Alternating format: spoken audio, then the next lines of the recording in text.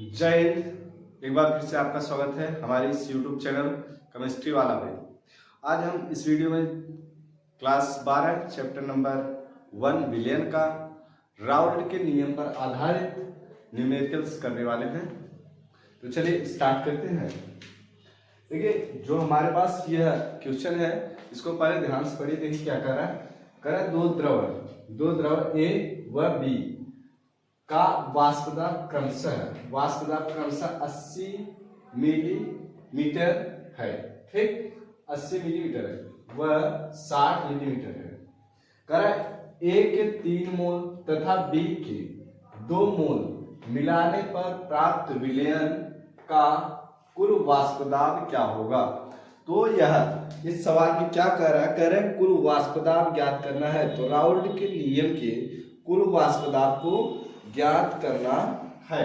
तो इसमें सबसे पहले ध्यान दीजिए क्या क्या है। दो द्रव क्रमशः A व B, दो द्रव क्रमशः A व B का वाष्प दाब क्रमशः 80 है। ठीक, देखिए दो द्रव मतलब 80 m है। ठीक, उसके बाद कह रहा है कि कुल वाष्प दाब ज्ञात कीजिए। क्या कह रहा है, कुल वाष्प दाब। तो पहला A और दूसरा B हो सकता है। तो पहला क्या होगा, देखिए कुल वाष्प दाब। ये द्रव है, द्रव हमेशा शुद्ध होता है, विलायक शुद्ध होता है अगर उसको कुछ न मिलाया जाए तो यह P0 हो गया बराबर P0। और A है तो A रख दो P0 A बराबर कितना दिया यहाँ पर 80 रख दीजिए। अब दूसरा क्या कर रहा है, ध्यान से देखिए। दूसरा कह रहा है, दूसरा P0 B का मान कितना है, 60 है। ठीक, 60 हो गया। उसके बाद कह रहा है कि A के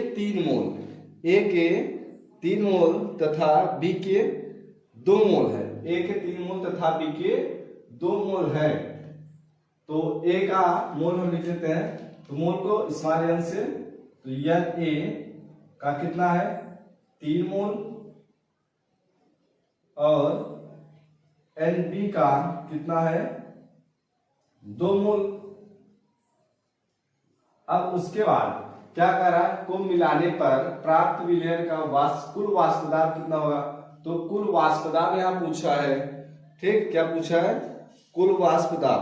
तो कुल वाष्प दाब का फार्मूला क्या होता है, कुल वाष्प दाब, तो हम इधर लिख देते हैं।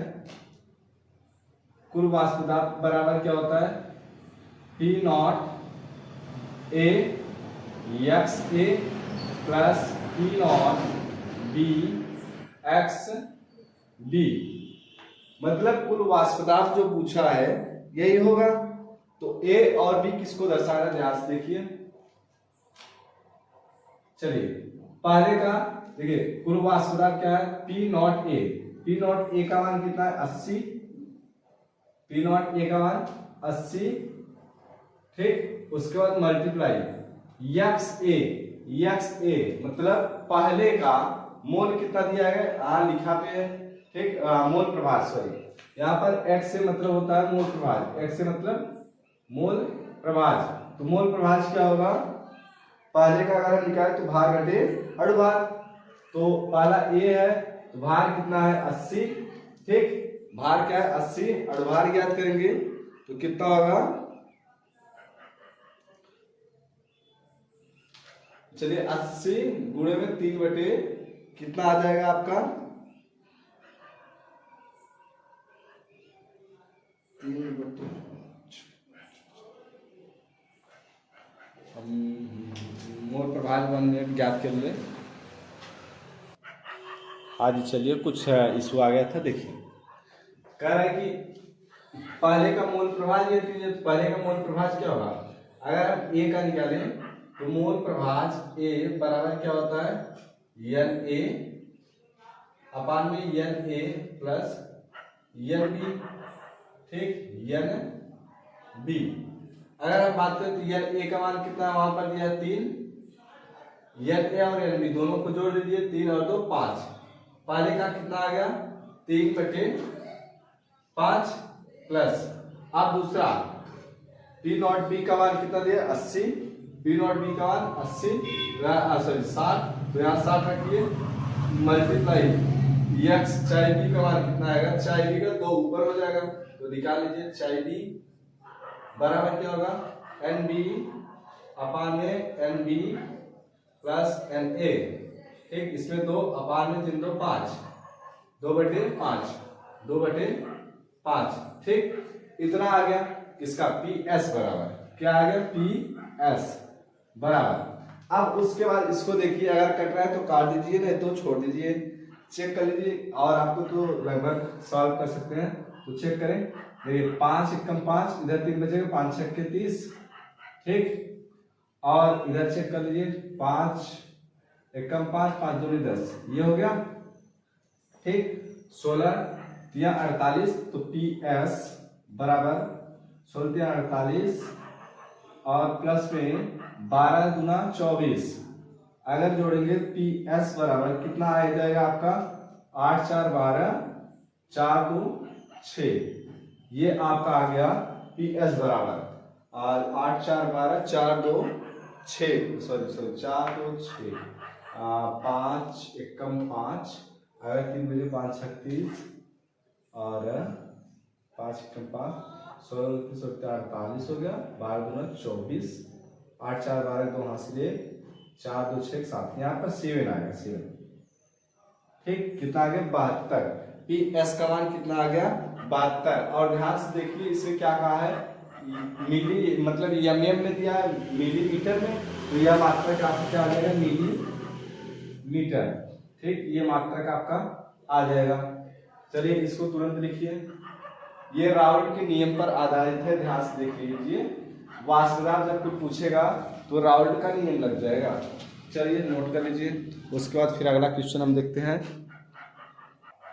हाँ जी, चलिए देखिए दूसरा क्वेश्चन हमने उसी क्वेश्चन पर रेडी कर दिया है। देखिए क्या कर रहा है, द्रव ए व बी का वाष्पदाब क्रमशः 2 मिलीमीटर व 20 व 40 एमएम दिया, ठीक, तो कह रहा है ए के 2 मोल तथा बी के 4 मोल मिलाने पर प्राप्त विलयन का कुल वाष्पदाब बताइए। यहाँ पर देखिए कुल वाष्पदाब पूछा है, क्या पूछा है कुल वाष्पदाब, तो राउल्ट का नियम समझ में आ रहा है, कुल वाष्पदाब बराबर क्या होता है, कुल वाष्पदाब बराबर ध्यान रखते हैं पी एस बराबर क्या होता है पी नॉट एक्स ए, फिर उसके बाद plus P not X B. अब ए और बी है तो यहाँ ए रख दीजिए, यहाँ भी और यहाँ भी, ताकि आपको जल्दी समझ में आ जाए, ठीक। अब चलिए इसी पे हम वापस लिखते हैं, क्या क्या दिया है यहाँ पर। सबसे पहले शुद्ध विलायक, क्या देखिए जब द्रव की बात करें तो यह शुद्ध विलायक है, या तो विलायक की बात करें तो शुद्ध है, अगर शुद्ध होगा पी नॉट से दर्शाते हैं, किससे दर्शाते हैं पी नॉट से। तो पहला क्या है पी नॉट ए है, तो ए बराबर कितना दिया है यहाँ पर देखिए 20, लिख लीजिए 20 मिलीमीटर। अब उसके बाद पी नॉट बी का मान कितना दिया देखिए, पी नॉट बी का मान 40। उसके बाद कह रहा है तो एक के मोल, एक के 2 मोल, तो मतलब स्मॉल एन ए बराबर 2 है मोल। अब उसके आगे क्या कर रहा है स्मॉल एन बी बराबर कितना दिया है 4 मोल, 4 मोल। अब उसके बाद कह रहा है कि पी एस बराबर क्या होगा, यही तो पूछा है कुल वाष्पदाब, कुल मतलब विलयन, ठीक, विलयन का कुल वाष्पदाब यही तो होगा। तो यहाँ पर फार्मूला मेरे पास है, उसी में पुट अप करते हैं। तो चलिए पी नॉट ए का मान कितना दिया है 20, तो यहाँ पर 20 मल्टीप्लाई चाहे ए का मान, तो चाहे ए का निकाल देते हैं, तो चाहे ए बराबर क्या होगा N A upon N A plus N B, ठीक। यहाँ पर एन ए का मान कितना दिया 2, यहाँ पर 2 अपान में 2 प्लस 4 इक्वल टू 2/6 आ गया आपका 2/6, ये हो जाएगा 2/6 प्लस, अब सॉरी यहाँ पर बी होगा। अब पी नॉट बी का मान कितना दिया 40, रखिए 40 उसके बाद चाय बी का मान कितना हो जाएगा, उस पे 4 ऊपर चला जाएगा, बाकी सब नीचे रहेंगे। तो 4 ऊपर कर दीजिए, बाकी टोटल आएगा 6। ठीक, अब इसको सॉल्व कर लीजिए।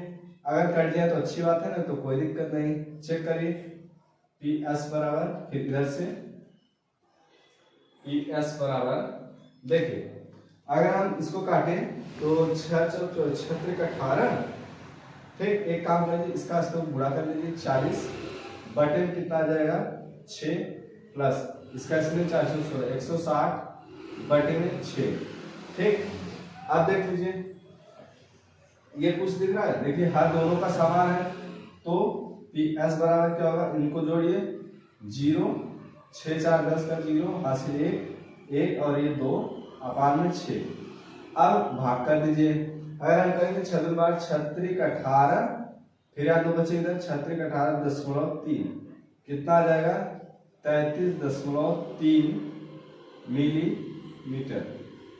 इतना के आसपास आपका आंसर आएगा। ठीक, चलिए इसको नोट कर लीजिए, फिर आगे हम देखते हैं राउल्ट के नियम पर दूसरा सवाल।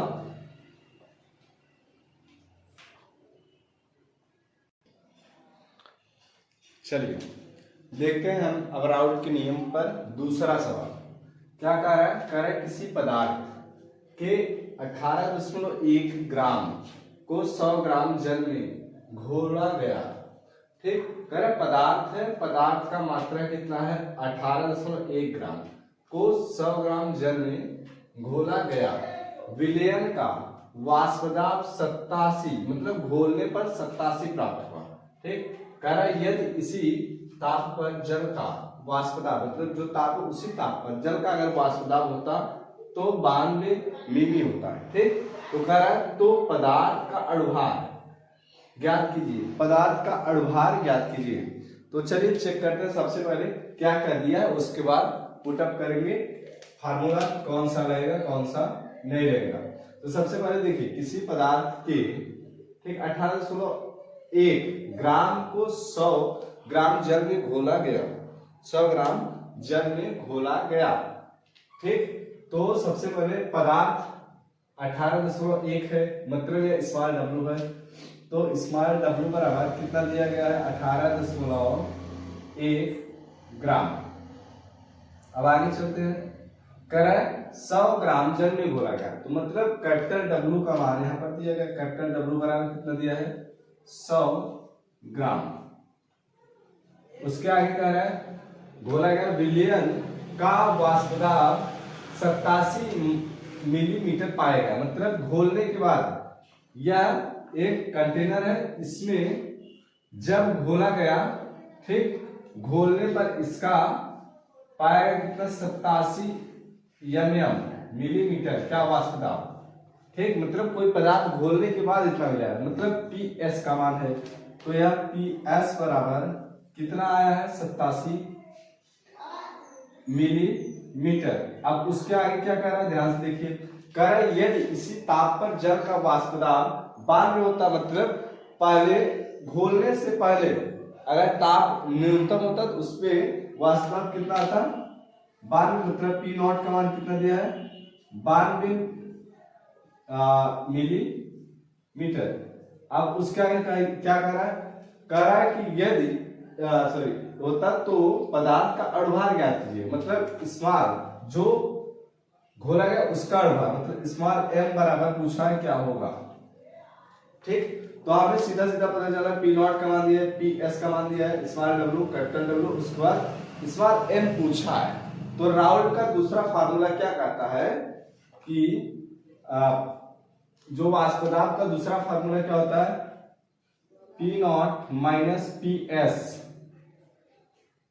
P naught minus P S upon P naught. उसके बाद बराबर क्या करता है P naught minus P S upon में पी नॉट बराबर क्या कहता है small W upon small M, small W upon में small M into capital M upon में कैपिटल डब्ल्यू। यही फार्मूला हमारा होता है ना, फार्मूला यही तो होता है। तो चलिए चेक करते हैं फटाफट मान को रख के। ये हम फार्मूले को बॉक्स में कर दिए, अब उसके बाद सॉल्व करिए। चलिए देखते हैं क्या क्या दिया गया है। पी नॉट का मान कितना है, पी नॉट यहाँ है 92 माइनस पी एस का मान कितना दिया है, यहाँ पर 87 अपान में पी नॉट 92 बराबर स्मॉल डब्ल्यू यहाँ पर है 18.1 अपान में एम तो पूछा है, मल्टीप्लाई कैपिटल एम का मान कितना दिया, कैपिटल एम अच्छा कैपिटल एम भी नहीं निकला है, ठीक। कैपिटल एम किसका निकलेगा, जल का, ठीक। तो कैपिटल एम बराबर क्या होगा 18, कितना होगा 18, ठीक। कैपिटल एम 18, क्यों 18, क्योंकि जल का अनुभाग 18 आता है, ठीक 18। उसके बाद में कैपिटल डब्ल्यू का मान कितना दिया, कैपिटल डब्ल्यू यहाँ पर है, यहाँ पे कहाँ पे, यहाँ 100। चलिए अब सॉल्व करिए, फटाफट सॉल्व करते हैं। देखिए सॉल्व करेंगे तो टोटल इतना आएगा, इसी को थोड़ा सा ऊपर रख देते हैं, m बराबर 28 3 4 4.6 अपान में 100 पंजे 500, ठीक 500। उसके बाद सॉल्व कर, स्मॉल m बराबर 56.86। अब इसमें ग्राम में दिया है तो क्या करेंगे, ग्राम प्रति मोल लिखेंगे, ग्राम प्रति मोल, ये आपका आंसर आएगा। हम भाग इसलिए नहीं दे पा रहे हैं क्योंकि ये बहुत लंबा वीडियो हो जाएगा, तो जल्दी से इसको आप सॉल्व कर लीजिए।